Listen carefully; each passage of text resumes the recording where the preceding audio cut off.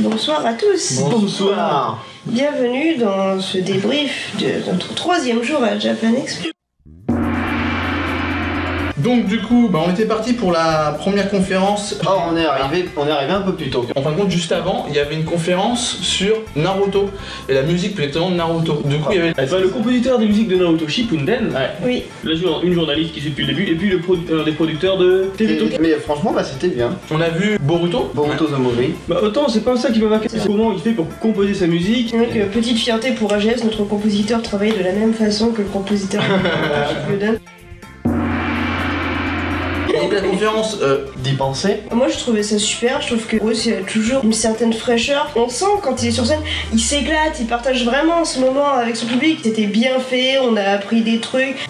Bon moi, fanboy. un grand fan d'y penser, de Bruce. Moi j'ai surkiffé bien évidemment. Enfin, même s'il a dit que c'était en mode YOLO, en fin de compte le mec il a géré son truc de tout du long comme un prince. Enfin voilà, on sent qu'il est très proche de nous. Il a envie de partager énormément de choses, il est c'est pareil, il est à fond dans ce qu'il fait. Et il nous lâche pas. Franchement, c'est ça que j'ai kiffé. Et en plus, vraiment, là, on était sur une conférence où, au début, il expliquait, il a donné quelques petits trucs, il a dit voilà qu'il laisse passer des choses, il va proposer quelque chose d'autre. Et son nouveau format aussi. Oui, et le nouveau format, l'épisode Flash. Et il nous en a fait un en live, c'était un génial. épisode Flash en live, c'était extraordinaire. En fait, je pense que son nouveau contenu, ça sera une chaîne d'imitation d'Axolot. D'Axolot, exactement. Ah oui, elle imite super bien. Doubleur officiel d'Axolot, y pensez. Après, on a enchaîné, c'est la finale européenne cosplay. Vous verrez les images que j'ai pu tirer, pas grand chose et pas de super bonne qualité parce que du coup j'étais sur le côté gauche. La scène, je la voyais de loin. Il y avait trop de monde, il y avait trop de monde, c'était vraiment la folie. Vous avez fini comment au final? Par terre. Nous, on a fini par terre, allongé avec les spots qui nous grillaient les yeux. Et à part ça, au final, les quelques cosplayers qu'on a vus au départ, on a été déçus parce que le premier jour on a vu des cosplayers amateurs qui étaient réellement impressionnants, c'était du bon show, alors que là c'est des cosplays pros, leur costume était nickel et le show il était mou quoi. C'est du risque assuré. Non, c'est pas de risque justement. Ouais, pas de risque. Ils assurent le zéro faute technique au fait.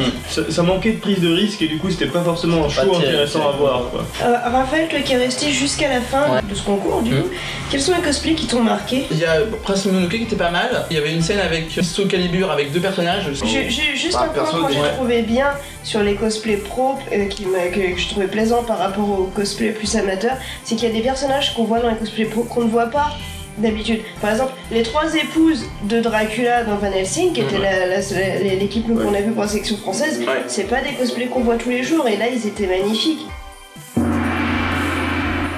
Avant de rentrer dans la conférence, je suis tombé sur une demoiselle, mais vraiment super, avec une arme et tout ça, elle a fait des poses et tout ça. Il y a quelques petits pépites qu'on tombe de fois de temps en temps dans les stands et entre les stands. Les cosplayers c'est toujours super sympa, on les arrête, pour on les leur demande photos, des photos. Adorable. Jamais de soucis. Du coup, votre conférence à vous deux sur le son. Alors bon, ça commençait très mal, on arrive et le son est à gerber.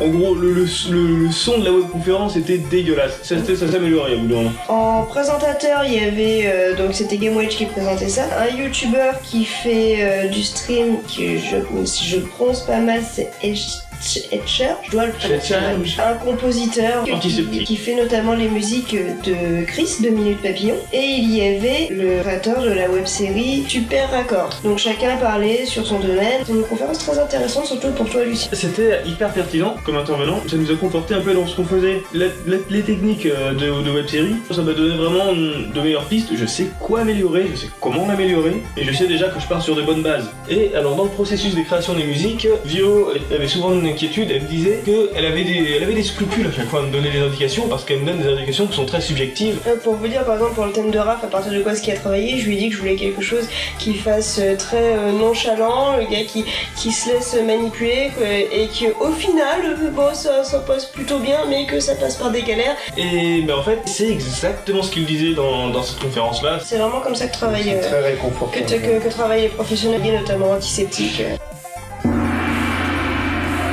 Pendant ce temps-là, Tex, toi tu étais en train de vadrouiller dans les rayons. Je me suis dit que je voulais retourner sur le stand de No Life qu'on avait croisé le premier jour et je suis tombé sur une dédicace de Menzai. J'étais très content, j'étais un peu bouché de partout donc du coup j'ai pas réussi à trop m'approcher. Fort heureusement, une fois qu'on est repassé au moment où on partait de la Japan Expo, ça s'était largement décanté. On a réussi à avoir photo avec Benzai. Sur ce, on vous fait des bisous et on vous dit à demain.